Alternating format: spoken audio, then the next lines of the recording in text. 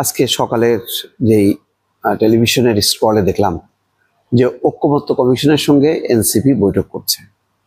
বৈঠকটা আর কিছু না, জুলাই সনদের স্বাক্ষরের ব্যাপারে ডক্টর মোহাম্মদ ইউনূস রিকোয়েস্ট করেছেন।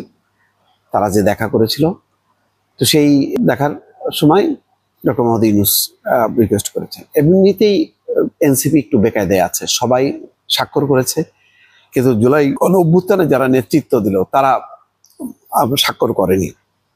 তারা বলছে জুলাই সনদের আইনি ভিত্তি ছাড়া জুলাই সনদ স্বাক্ষর করা অর্থহীন।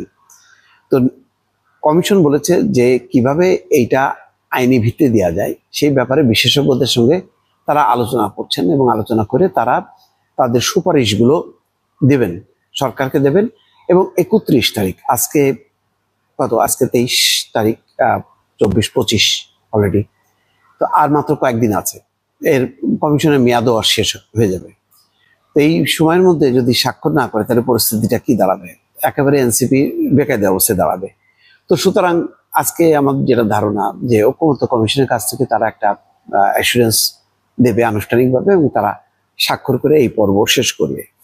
তো প্রথম আলো একটা রিপোর্ট আছে যে জুলাই সনদের বিষয়ে নিষ্পত্তির পর ভোটের দিকে যাবে এনসিপি, তারপরে তারা ভোটের দিকে যাবে। ভোটের আলোচনা কিন্তু চলছে, এখন কোন দিকে যাবে না যাবে বোঝা যাচ্ছে না। এনসিপি নিজেই জোট করবে, নাকি জামাতের সাথে জোট বাঁধবে, নাকি বিএনপি দিকে যাবে। কালকে সালাউদ্দিন আহমেদ বলছেন যে তাদের সাথে রাজনৈতিক যোগাযোগ আছে, তাদের সাথে আলোচনাও চলছে, কিন্তু কোনো কিছুই চূড়ান্ত না।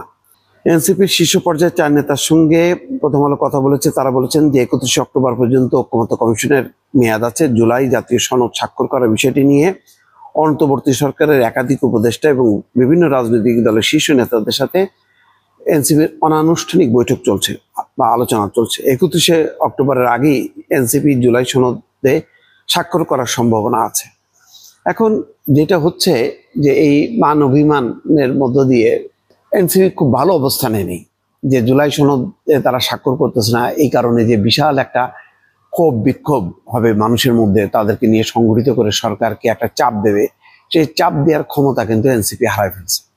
এখন এমন কোনো ইস্যু নেই যে ইস্যু দিয়ে চাপ দিয়ে তারা সরকারের কাছ থেকে কোনো কিছু আদায় করবে। কিন্তু এটা সত্য যে এনসিপির প্রতি সরকার থেকে শুরু করে বিএনপি, জামাত সবারই একটা সহানুভূতি আছে। আমরা যারা নিজেরাও সমালোচনা করি, তারাও কিন্তু সমালোচনার একটা অংশ জুড়ে আছে এনসিপি নেতাদের প্রতি, একটা স্নেহ, মায়া, মমতা, ভালোবাসা। এবং সবচেয়ে বড় কথা হলো যে তারা একটা ঐতিহাসিক কাজ সম্পন্ন করেছেন, যেখানে রাজনৈতিক দলগুলো যে কাজটি করার কথা ছিল সেই কাজটি তারা করেছে। বাংলাদেশের ইতিহাসে এমনটি ঘটে নাই। দেখেন, এরশাদের পতন ঘটছে রাজনৈতিক দলগুলোর 3 জোটের আন্দোলনের মুখে। কেউ বলেনি যে অন্য একটা শক্তি এসে এরশাদের পতন ঘটায় দিল। বাংলাদেশের মুক্তিযুদ্ধ, স্বাধীনতা, আওয়ামী লীগের নেতৃত্ব, এটা সত্য। সব কিছুই সংগঠন ছাড়া, রাজনৈতিক নেতৃত্ব ছাড়া পরিবর্তন হয়নি। এটাই একমাত্র পরিবর্তন, যে পরিবর্তনে ছাত্র নেতৃত্ব করেছে, যাদের কোনো পরিচয় ছিল না, যাদের কোনো রাজনৈতিক স্পষ্ট অবস্থান ছিল না। তো সেরকম একটা ঘটনা ঘটেছে, 15 বছরের শাসনের অবসান ঘটেছে।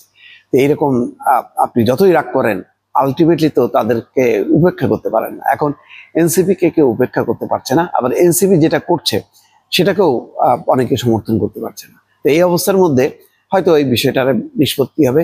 এরপরে যেটা দাঁড়াবে যে এনসিপির ভাগ্য কোথায় যাবে। এনসিপি নির্বাচন একা করলে ভরাডুবি, এনসিপি নিজে নিজে যদি কয়েকটা দল মিলে জোট করে তাতেও সম্ভবত ভরাডুবি। এখন যা ভোটের ট্রেন্ড বোঝা যাচ্ছে, তাকে হয় বিএনপি নাই জামাত, এই দুটার একটা বেছে নিতে হবে। দর্শক।